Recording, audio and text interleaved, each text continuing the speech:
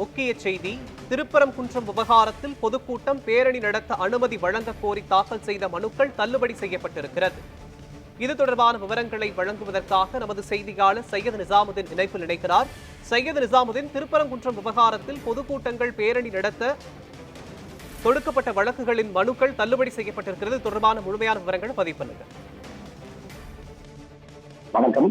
திருப்பரங்குன்றம் விவகாரம் குறித்து அந்த மத நல்லிணக்க பொதுக்கூட்டம் மற்றும் பேரணி நடத்த அனுமதி கோரி வழக்கானது மதுரையை சேர்ந்த மதுரை பகுதியை சேர்ந்த ராமலிங்கம் உள்ளிட்ட பலர் அந்த மனுவை தாக்கல் செய்திருந்தனர்.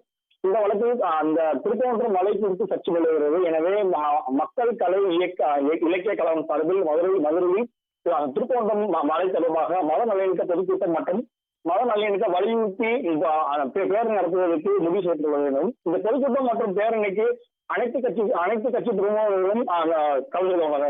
எனவே இந்த பொதுக்கூட்டத்துக்கு அனுமதி வழங்க வேண்டும் இந்த மனுவாக தாக்கல் செய்யப்பட்டது. இதே போல பல்வேறு மனுக்கள் பேரணி மற்றும் ஆர்ப்பாட்டம் நடத்த அனுமதி கோரியும் மனு தாக்கல் செய்யப்பட்டது. இந்த வழக்கில் அனைத்தையும் இந்த நீதிபதி தனபால் முன்பாக விசாரணைக்கு வந்தபோது அரசு தரப்பில் ஆகியான கூடுதல் குற்றவியல் வழக்கு அனுமதி மத மோதலை தூண்டும் விதமாக ஆர்ப்பாட்டம் போராட்டம் நடத்த அனுமதி கோரி மனுவை உச்சநீதிமன்றம் தள்ளுபடி செய்யப்பட்டது. எனவே இந்த மனுக்கள் தள்ளுபடி செய்ய வேண்டும் என வாதிட்டார்.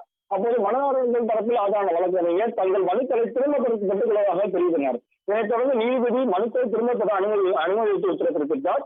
மேலும் இந்த வழக்கில் மத மோதலை தூண்டும் வகையில் எந்த போராட்டத்திற்கும் அனுமதி வழங்க வேண்டாம் என உச்சநீதிமன்றம் உத்தரவுள்ளதாக அரசு கூறிய அடுத்து இந்த மனுக்களான வாபஸ் பெறப்பட்டுள்ளது. விவரங்களுக்கு நன்றி சையது நிசாமுதீன்.